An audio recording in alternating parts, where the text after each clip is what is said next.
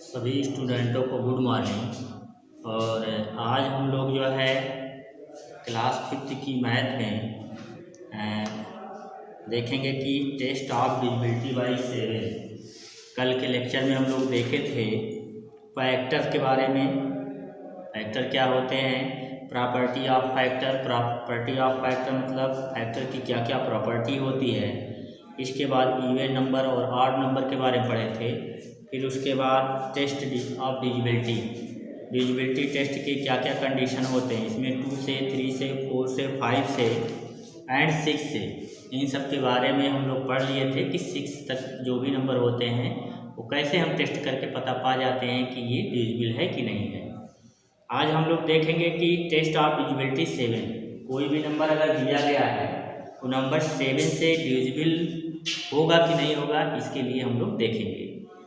तो सबसे पहले हम देखते हैं कि कोई भी एग्जाम्पल के रूप में देखते हैं, जैसे 68 95 मतलब 6895 एक नंबर है, ठीक। इसको हमको टेस्ट करना है कि ये 7 से डिविजिबल है कि नहीं है। तो सबसे पहले हम देखेंगे कि इसकी जो यूनिट डिजिट होती है उस यूनिट डिजिट का गुना करते हैं। तो यूनिट डिजिट क्या है, 5 है, तो 5 का गुना, इसका मतलब क्या हो गया 10। और जो बचे हुए रिमेनिंग जो नंबर्स हैं उससे क्या करेंगे, सब्ट्रैक्ट कर देंगे। तो 689 माइनस 10 इक्वल टू 679। तो 679 और 679 देखेंगे कि क्या ये 7 से डिविजिबल है कि नहीं है। 7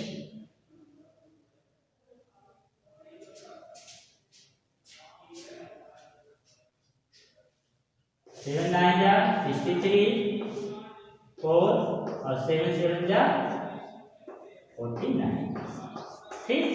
तो कहने का मतलब है कि कोई भी जो है नंबर 7 से डिविजिबल है कि नहीं है, इसी टेस्ट करने के लिए सबसे पहले जो नंबर दिया गया है उसकी जो यूनिट डिजिट है उसको हम 2 टाइम्स कर देंगे, और फिर बचे हुए जो नंबर बच रहे हैं इसको इससे -2 टाइम्स जो दिया गया उसको घटा देंगे।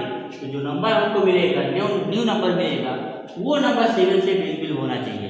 अगर यहाँ पे कोई नंबर ऐसा आ जाता जो 7 से डिविजिबल नहीं है तो ये नॉट डिविजिबल होता। तो 7 से डिविजिबल होने की कंडीशन।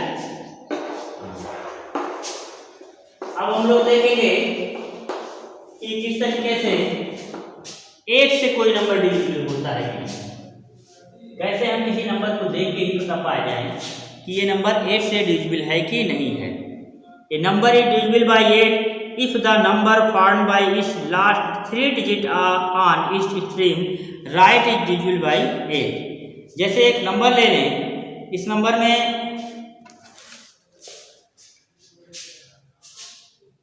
6 7 5 3 1 0 4। 1 से 10 100 1000 10,000 lakh 10 lakh मतलब 67,53,104 ये नंबर दिया गया है। अब इसको हमको टेस्ट करना है कि ये नंबर 8 से डिविजिबल है कि नहीं है।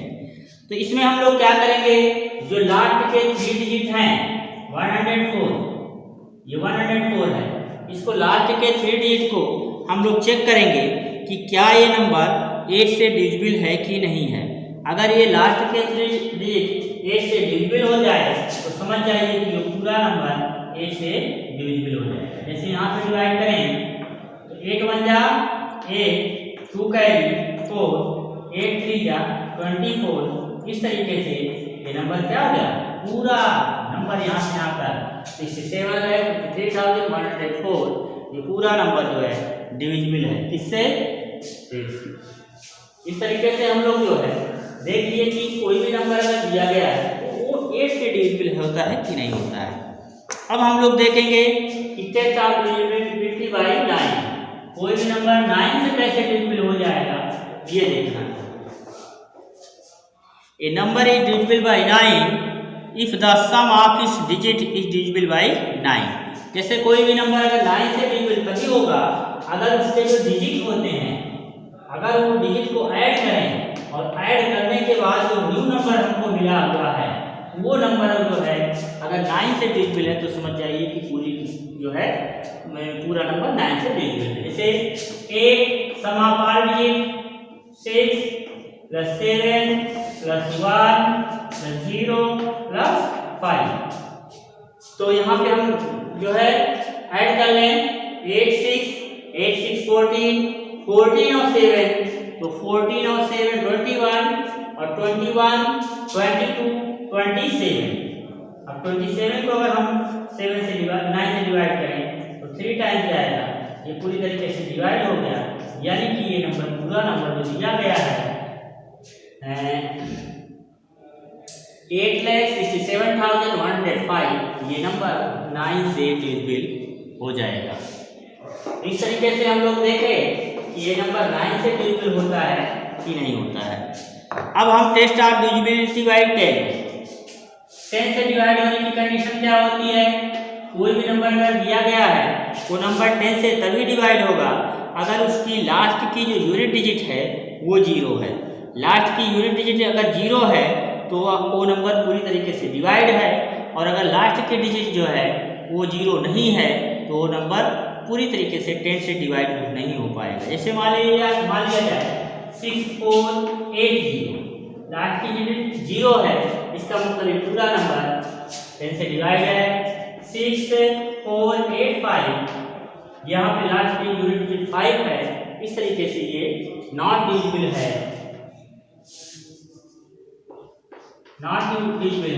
और जबकि ये क्या है डिवाइड है।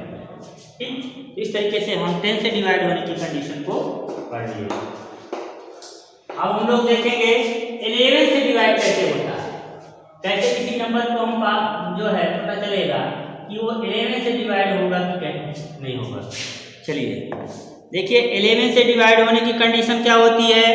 A number is divisible by 11 if the difference between the sum of digit at odd places and sum of the digit at even places is 0 or a multiple of 11। देखिए कोई भी नंबर 11 से तभी divide होगा। एक number हम ले लेते हैं 7 5 4 3 8। अब ये जो नंबर दिया गया है 7000 को 1 से 10 100,000 10,000 75,438। अब इसके प्लेसों को देखेंगे, ये प्लेस ऑड प्लेस है, ये इवन प्लेस है, ये ऑड प्लेस है, ये इवन प्लेस है, ये ऑड प्लेस है। सबसे पहले हमने प्लेस को डिफाइन कर लिए।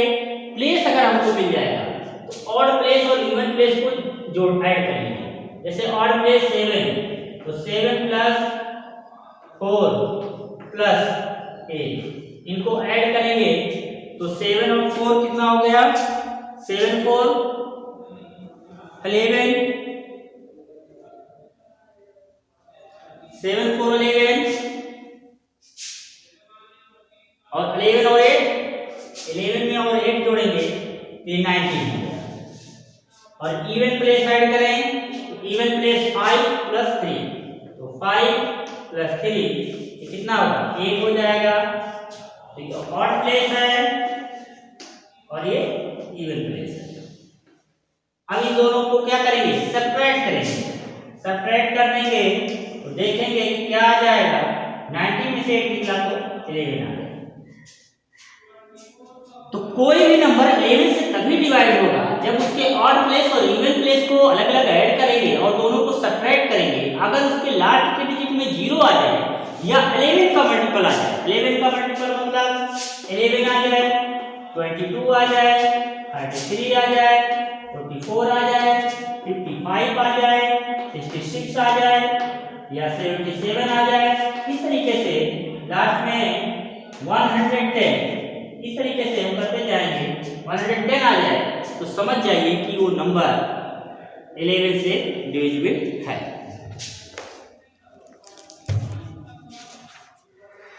अब एक्सरसाइज में मैं कल जो पढ़ाया था टेस्ट ऑफ डिविजिबिलिटी बाय 6 वहां तक क्वेश्चन दिया हुआ था। तो 6 के बाद से जितने भी डिविजिबल होने की कंडीशन होते हैं जितना आज पढ़ाया वो होमवर्क के रूप में देखेंगे। जैसे यहाँ पे कह रहा है कि मैं क्वेश्चन जो दिया था 7 तक दे दिया था। अब एक क्वेश्चन है डिविजिबल बाई 7 पढ़ाया हूँ, डिविजिबल बाई 8 पढ़ाया हूँ, which of the following divisible by 9 ये भी हो गया, विच ऑफ 10 12, ठीक है। Separate even and odd number from the following, ये भी। तो इस तरीके से जो है होमवर्क के रूप में, होमवर्क क्या है, जो बच्चे किए हैं और जो नहीं किए हैं, जो करके भेजे हैं, ठीक है, और जो नहीं भेजे हैं तो पूरा एक्सरसाइज कर लेंगे, और जो भेज दिए हैं व्हाट्सएप ग्रुप पे, ये आप जो है क्वेश्चन नंबर 1 से एक्सरसाइज 17 और क्वेश्चन नंबर यहाँ पे चलेंगे 8 से 8 to 15 solve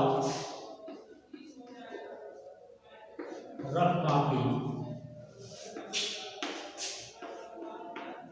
and send class group. और जो बच्चे नहीं सेंड किए हैं पूरी एक्सरसाइज को सेंड करके भेज देंगे। तो ये एक्सरसाइज होमवर्क के रूप में हो गया आज की डेट में।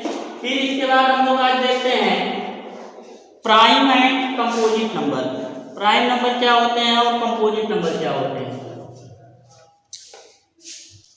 इसमें हम लोग देखेंगे प्राइम और कंपोजिट नंबर। देखिए प्राइम नंबर क्या होता है, ये number having exactly 2 different factor namely 1 and itself is called the prime number. ऐसे नंबर जिनके 2 फैक्टर हों, एक तो 1 हो और दूसरा इटसेल्फ हो, तो ऐसे नंबर को हम प्राइम नंबर कहते हैं। जैसे मान लिया जाए प्राइम नंबर में हम देखते हैं 2 है, 3 है, 5 है, 7 है, 11 है, 13 है, आगे लिखते हुए हम बढ़ जाएंगे। तो इसमें अगर हम उसका फैक्टर करेंगे, इसका एक फैक्टर 1 होगा और इसका फैक्टर एक 2 होगा। इसको अगर फैक्टर करेंगे तो एक 1 होगा, एक 3 होगा, इसका फैक्टर करेंगे 1 होगा, 5 होगा, इसका फैक्टर करेंगे 1 होगा, 7 होगा, इसका फैक्टर करेंगे तो एक 1 होगा, एक 11 होगा, इसका फैक्टर करेंगे तो एक 1 होगा, एक 13 होगा। तो यहीं से प्राइम नंबर के जो है, प्राइम नंबर की यहीं से डिफिनेशन तैयार हो रही है कि ऐसा नंबर जिसके 2 फैक्टर हो, 2 फैक्टर हो, एक तो 1 हो और खुद वो नंबर हो, तो ऐसे नंबर को हम प्राइम नंबर कहते हैं। तो सबसे छोटा प्राइम नंबर यहाँ पे देख रहे हैं कि 2 है, सबसे स्मॉलेस्ट प्राइम नंबर 2 है। अब इसके बाद जो है हम लोग देखेंगे कंपोजिट नंबर। कंपोजिट नंबर किसे कहते हैं, ऐसे नंबर जिसमें मोर देन 2 फैक्टर होते हैं उसे हम कंपोजिट नंबर कहते हैं। जिसके मोर देन 2 फैक्टर निकलते हैं उसे कंपोजिट नंबर कहते हैं। फैक्टर के बारे में कल की वीडियो में पढ़ाया था और बहुत अच्छे तरीके से उसको समझाया था। तो मोर देन 2 फैक्टर जिसके होंगे वो कंपोजिट नंबर होंगे। जैसे मान लिया जाए 4 है, 4 के बाद आप लोग जो है 6, 8, 9, 10, 12 आगे बढ़ते हुए चले जाएंगे। ये जितने भी नंबर मिल रहे हैं ये एक तो अपना 1 से तो डिवाइड ही हो रहा है, 2 से डिवाइड हो रहा है और 4 से डिवाइड हो रहा है। इसमें देखेंगे 1, 2, 3, 6। तो इस तरीके से ऐसा नंबर जिसके मोर देन 2 फैक्टर हो, प्राइम नंबर में 2 फैक्टर आते थे लेकिन इसमें जो है मोर देन 2 फैक्टर आते हैं, तो ऐसा नंबर जिसमें मोर देन 2 फैक्टर निकलते हैं तो ऐसे नंबर को हम कंपोजिट नंबर कहते हैं। सबसे स्मॉलेस्ट कंपोजिट नंबर 4 होता है और सबसे स्मॉलेस्ट प्राइम नंबर 2 होता है। अब इसके बाद नोट देखेंगे 1 has only 1 factor namely 1 itself. 1 एक ऐसा नंबर है जिसका सिर्फ एक ही फैक्टर निकलता है और जितने भी नंबर होते हैं उनके मिनिमम जो है 2 फैक्टर निकलते हैं। और मैक्सिमम तो निकल नहीं सकते हैं। तो 1 एक ऐसा नंबर है जिसमें मिनिमम जो है सबसे कम 1 फैक्टर होता है। 1 is neither prime nor composite. 1 एक ऐसा नंबर है ना तो प्राइम नंबर है और ना तो कंपोजिट नंबर है। ठीक है, the smallest prime number is 2 and is only even prime number. सबसे छोटा जो है स्मॉलेस्ट जो है प्राइम नंबर जो होता है वो 2 होता है और इसी को हम कहते हैं इवन प्राइम नंबर कहते हैं। अब इसके बाद हम लोग देख लेंगे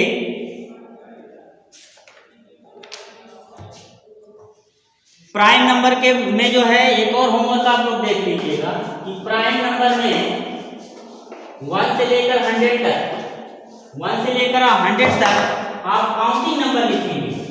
1 2 3 इस तरीके से काउंटिंग नंबर लिखेंगे।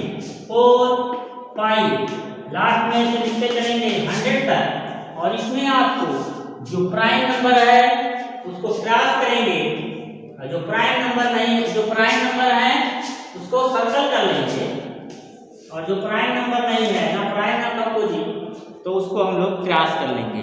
ठीक है, जैसे 1 3 5 इस तरीके से 100 तक आपको प्राइम नंबर जो है कैलकुलेट करना है और कंपोजिट नंबर कैलकुलेट करना है। आपको लिख लेना है, आपको फेयर कॉपी में करके एक जो है ग्रुप में आपको शेयर कर देना है। अब इसके बाद हम लोग चलते हैं ट्विन प्राइम। ट्विन प्राइम किसे कहते हैं? ट्विन प्राइम जैसे नाम से ये स्पष्ट है, ट्विन मतलब 2, प्राइम ऐसे प्राइम नंबर जिनमें 2 का डिफरेंस हो। जैसे prime number which differ by 2 is called the twin prime. ऐसे नंबर जिसमें 2 का डिफरेंस हो, जैसे 3 और 5 दो प्राइम नंबर है और ये दोनों एक साथ अगर लिखेंगे तो इसे ट्विन प्राइम कहेंगे। 5 7 ये भी क्या है? ट्विन प्राइम है। तो ऐसे प्राइम नंबर जिनका डिफर 2 अगर आ जाए तो उसे हम ट्विन प्राइम कहेंगे। को प्राइम किसे कहते हैं? 2 नंबर, 2 ऐसे number are said to be coprime if they have only one their common factor. कहने का मतलब कि को प्राइम किसे कहते हैं? को प्राइम ऐसे नंबर को कहते हैं, ऐसा नंबर होता है जिसमें सिर्फ जो है 1 उसमें कॉमन फैक्टर हो, 1 कॉमन फैक्टर हो और ना हो। जैसे देखेंगे 3 एंड 4, अब यहाँ पे देख रहे हैं 3 एक प्राइम है और फिर 4 एक कंपोजिट है, लेकिन इनमें जो इसका फैक्टर निकल रहा है, इसका फैक्टर अगर हम करेंगे तो इसका फैक्टर एक 1 निकला, एक 3 निकला। इसका फैक्टर अगर हम करेंगे तो एक 1 निकला, एक 2 निकला, एक 4 निकला। तो यहाँ पे देखेंगे 1 1 कॉमन है, तो जब दोनों में देखेंगे 1 1 कॉमन है तो ऐसे नंबर जिनमें उसका फैक्टर सिर्फ 1 ही कॉमन हो तो उसे हम कहते हैं को प्राइम नंबर कहते हैं। एक और देखेंगे जैसे 4 और 9, 4 को फैक्टर करेंगे तो 1 2 और 4, 9 इसको करेंगे तो यहाँ पे 1 होगा, 3 होगा और 9 होगा।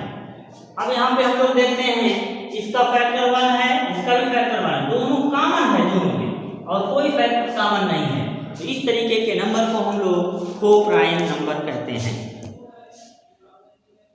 अब इसके बाद हम लोग देखते हैं